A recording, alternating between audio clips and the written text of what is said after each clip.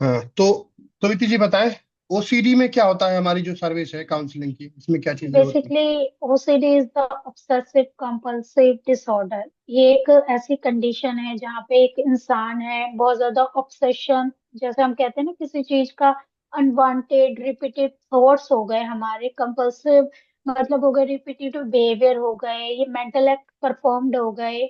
जैसे कई बार होता है हम बहुत ज्यादा एक्सेस क्लीनिंग कर लेते हैं, कई लोगों को इतना हाथ धोने का होता है कि मुझे जर्म्स ना हो जाए, ये हो जाए, तो इतना हाथ धोते हैं कई बार वो अपने हाथों को ही जो स्किन होती है वो खराब कर लेते हैं। मतलब स्किन को इतना उखाड़ देते हैं कि उनके जो होता है जख्म होने लगते हैं। या कई बार होता है कि मैंने सिलेंडर बंद करा, लॉक बंद किया कि नहीं किया, घर की बहुत ज्यादा क्लीनिंग करते हैं, मल्टीपल नहाना होता है, दिन में मल्टीपल टाइम नहाते हैं और एक एक दो दो घंटे तक नहाते हैं।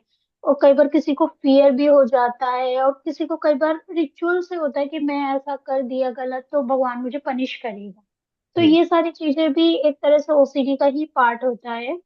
एंड जैसे ओसीडी अगर इस तरह का बिहेवियर होता है तो हम अंडरस्टैंड कर सकते हैं हमारे डे टू डे लाइफ का फंक्शन बहुत ज्यादा वो खराब हो जाता है, और फंक्शनलिटी एंड आसपास के लोग भी सफर करते हैं हमारे साथ, और एंजाइटी भी बहुत ज्यादा क्रिएट हो जाती है, इंक्रीज।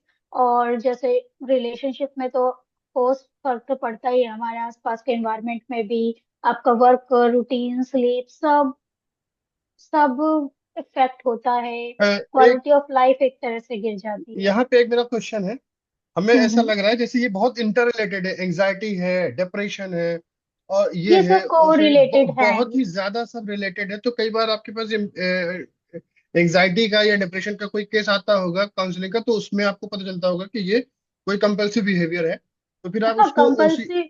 तो फिर आप उसको ओसीडी की भी काउंसलिंग साथ में, मतलब फिर दोनों मर्ज हो जाती होंगी। हाँ कैसे ये हो ये चीज जाता कैसे है होती कई बार सर, देखिए एक पैटर्न होता है जब हम कोई भी चीज ओवर थिंकिंग होती है, एक पैटर्न स्टार्ट देंगे, ओवर थिंकिंग और नेगेटिव थॉट्स हो गए हमारे, वो हमें लीड करता है एंजाइटी पे, एंजाइटी से हम जाते हैं स्ट्रेस पे, और फिर हम चले जाते हैं डिप्रेशन से।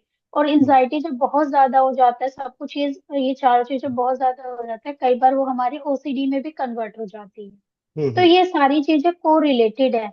तो अगर ये जो हम ये जो हम्म। काउंसलिंग जब होती है, ये मेरा पॉइंट है यहाँ पे, जब काउंसलिंग होती है तो जैसे मान लीजिए किसी ने सिर्फ स्ट्रेस की काउंसलिंग ले रखी है या डिप्रेशन की हम्म। काउंसलिंग ले रखी है, ठीक है, हम्म। लेकिन काउंसलिंग के दौरान पता चला कि इनको ओसीडी भी।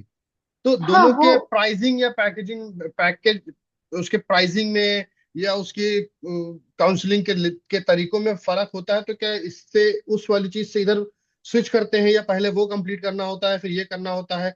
ये कैसे चीजें काम करती हैं? सर देखिए, that is not a part of the collar. जो होता है फॉर एग्जांपल, अगर मान लीजिए किसी ने कहा कि उसको एंजाइटी हो रही है, उसको मान लीजिए ओसीडी के सिम्टम्स है, उसको खुद नहीं पता, वो हम्म। आएगा साइकोलॉजिस्ट से मिलेगा, साइकोलॉजिस्ट की हिस्ट्री लेते हैं कि क्या प्रॉब्लम हो रही है, एंजाइटी कब से हो रही है। तो वो लोग आइडेंटिफाई करते हैं कि ओसीडी के सिम्टम्स हैं कि नहीं। अगर उनको लगता है कि हाँ ओसीडी के सिम्टम्स हैं, तो वो एक हम्म। साइकोलॉजिकल असेसमेंट करते हैं, तो उसमें फाइंड आउट होता है कि हाँ इस पर्सन को ओसीडी है कि नहीं। तो फिर अगर ओसीडी निकलता है तो वो एंजाइटी और ओसीडी दोनों पे साथ साइमल्टेनियसली वर्क करते हैं। हम्म। ठीक, सही है, ठीक है, प्लीज कंटिन्यू करिए। ओके। एंड जो ओसीडी है, जैसे हमने बात करा, हमारी डे टू डे लाइफ को, हमारे फैमिली को, सबको हिंडर करता ही है। जब आपको ऐसा लगता है कि ऑब्सेशन हो रहा है, आपका कोई थॉट है, या आपका जो है मतलब आपका जो बाथिंग टाइम है या क्लीनिंग बहुत ज्यादा हो रही है, या बहुत ज्यादा एक रिपीटिव थॉट चल रहा है मतलब पूरे दिन, या एक घंटे से ऊपर भी चल रहा है, तो you need to consult with a doctor, जिसमें आपको मिलना चाहिए। या बहुत ज्यादा गिल्ट और ये आ गया और आपको ऐसा लगता है कि you feel stuck in a repetitive thought pattern, उसमें आपको मिलना चाहिए डॉक्टर से, अगर ये आपको कहीं सिम्टम्स मिलते हैं। ये हम्म। ओसीडी किसी को भी हो सकता है, अर्ली एज में भी होता है, और कई बार एजिड पर्सन को भी होता है, क्योंकि अगर आप कोविड के टाइम से देखें, कोविड के टाइम से भी बहुत ज्यादा ओसीडी के केस राइज हुए हैं और लोगों की अवेयरनेस भी बढ़ी हुई है। एंड जैसे हम इसमें कोई भी एज ग्रुप को हो सकता है, हम इसमें एक पर्टिकुलर एज ग्रुप कोई नहीं लेंगे, मतलब अर्ली एज से लेकर छोटे बच्चे से लेकर एक एल्डरली पर्सन को भी हो सकता है ओसीडी।